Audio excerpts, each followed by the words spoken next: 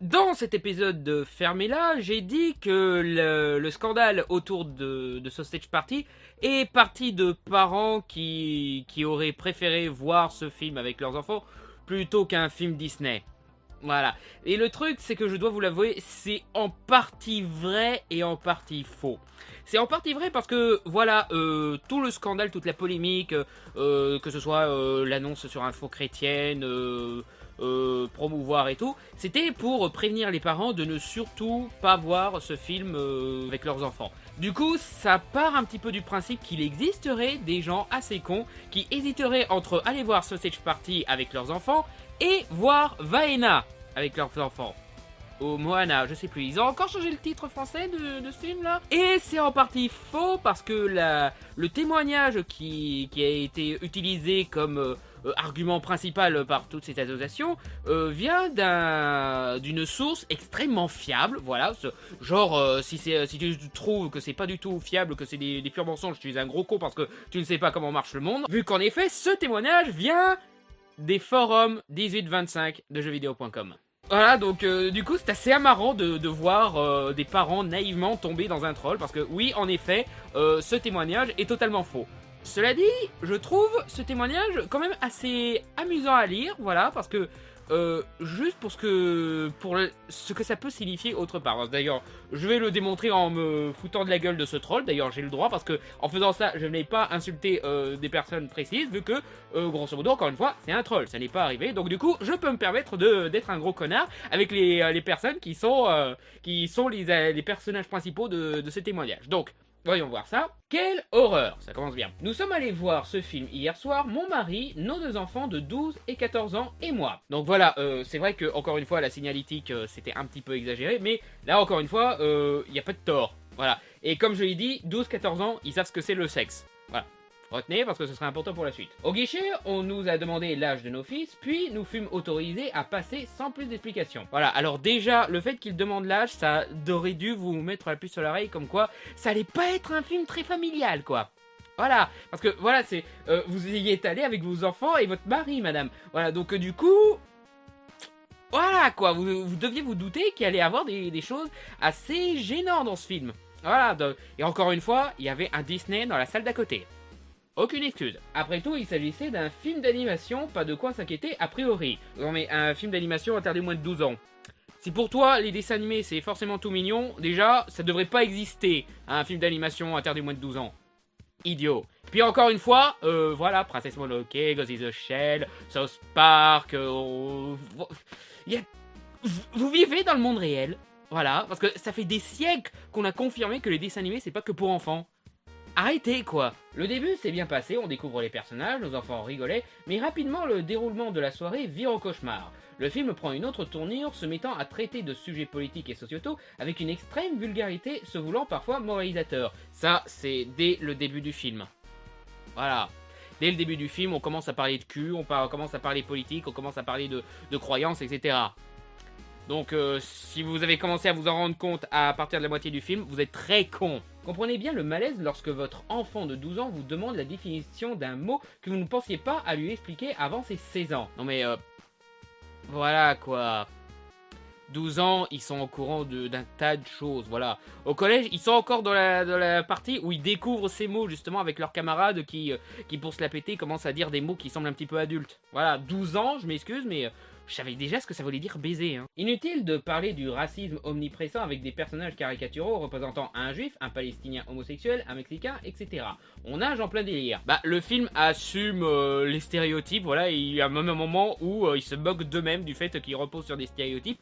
Et surtout, ces stéréotypes-là sont plutôt montrés dans un sens positif. Hein. Voilà, ils sont montrés comme des personnages humains qui peuvent devenir de fidèles alliés s'ils arrêtent de voir leurs différences. Donc voilà, encore une fois, tu l'as pas bien vu le film. On y voit également des scènes faisant l'apologie de la fumette. Vraiment nauséabond. Oui et non, parce que tout le bordel qui se passe dans ce film, à savoir les fausses religions et tout, c'est parti de la fumette. C'est même le contraire. Ah, et aussi, en parlant de fumette, vous êtes au courant que la marijuana a provoqué 0 mort au cours de l'histoire. La marijuana, la fumette et tout, voilà, c'est pas une drogue dangereuse. Voilà, c'est devenu une drogue illégale pour des raisons totalement politiques. De toute façon, pour la suite, je vous laisse regarder Adam's Ruins Everything sur la marijuana. Voilà. Le clou du spectacle se trouve vers la fin avec une scène d'une rare violence pour un film d'animation. Non, c'est pas rare. En effet, c'est une scène d'orgie. Non, encore une fois, non. Même la scène d'orgie, c'est pas rare. Tape hentai sur Google. Qui a lieu pendant 2 ou 3 minutes et c'est très explicite et extrêmement vulgaire. Vulgaire. Ouais, mais en même temps, tout le film est vulgaire, voilà, donc je vois pas pourquoi ce passage-là te choque plus que le reste. Et explicite, non. Encore une fois, ils n'ont pas d'organes génitaux. C'est plutôt choquant dans la façon dont les idées qu'ils ont pour illustrer l'orgie, mais sinon, voilà, c'est pas explicite. Encore une fois, ils n'ont pas d'organes génitaux. Comment tu peux être explicite sans ça? Un père de famille, assis quelques rangées devant nous, s'est levé et a crié « c'est un scandale ». Puis il a accusé 90% des spectateurs d'être des décadents selon ses termes. Qui cautionne ce genre de choses? Ah, donc vous n'êtes pas les seuls cons à être venus voir ce film avec votre gosse au lieu d'un Disney. C'est désespérant. Un immense brouhaha s'est fait alors entendre, chacun exprimant son désarroi à sa manière, ne voulant pas être considéré comme la qualification du père de famille, même en démocratie. Je crois surtout qu'ils ont commencé à gueuler parce que on est dans une salle de cinéma. Que le film vous plaise pas, d'accord, mais n'empêchez pas les autres de s'amuser et d'apprécier le film. Chacun a ses goûts, voilà. Puisque si vous aimez pas le film, tirez-vous de la salle, voilà. Surtout si vous voulez protéger vos gosses contre ces images, quoi. De notre côté, mon mari a tout simplement caché les yeux de nos enfants. Le plus jeune s'est mis à pleurer, tout comme d'autres enfants dans la salle qui paraissent bien plus jeunes. Ouais, c'est pas du tout à cause de l'atmosphère pesante due à ce brouhaha, quoi. Et puis, je sais pas si vous êtes au courant, mais quand des gosses découvrent pour la première fois un porno, ils ne pleurent pas. Non. Généralement, leur tronche, c'est ça. Voilà, il y a peut-être un petit choc selon leur âge, mais à 12 ans, pas vraiment. Il y a peut-être une chance d'avoir toujours un petit peu de ça.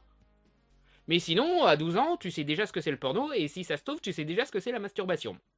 Je m'excuse, mais moi, à mon collège, il y en avait pas mal de 12 ans qui justement se la pétaient parce qu'ils se masturbaient. Je vois pas en quoi il y aurait de se la péter, mais voilà.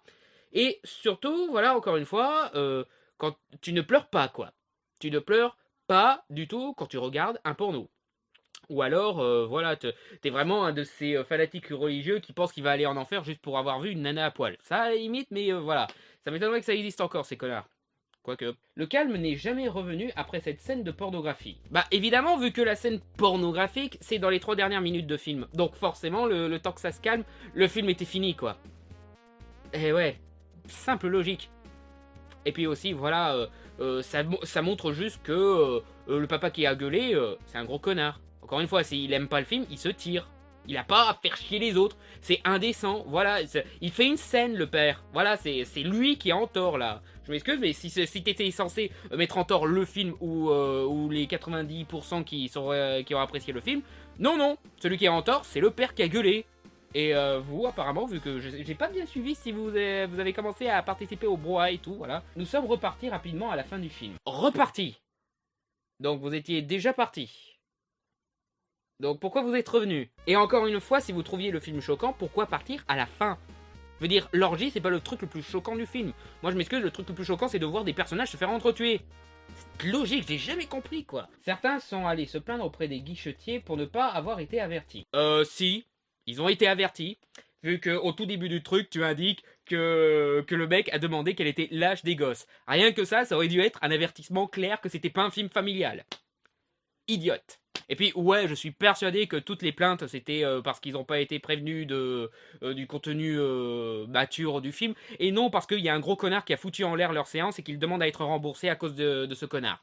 Le malaise était palpable sur le trajet du retour, mon mari qui bouillonnait intérieurement et nos enfants n'ont pas dit un mot. Ce matin avant d'aller à l'école, ils en furent de même. Ils n'ont pas dit un mot. Je pense qu'ils ont été traumatisés.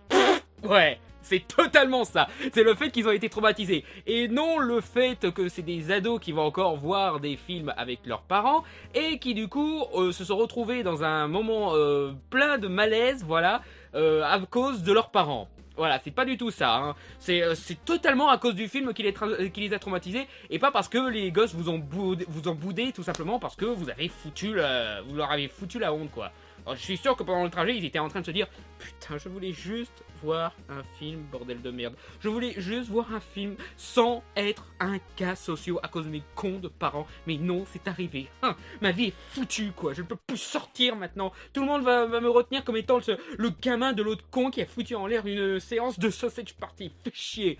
Bref, je recommande à tout le monde de ne surtout pas y aller avec ses enfants. Et même au-delà, ce film est d'une piètre qualité et sans intérêt. Voilà, sans aucun argument encore une fois. Parce que moi, comme je l'ai expliqué dans mon fermé là, il y a beaucoup de qualité et d'intérêt dans ce film. Déjà, ce qui m'a surpris à propos de ce film, c'est que le drame est drôlement prenant.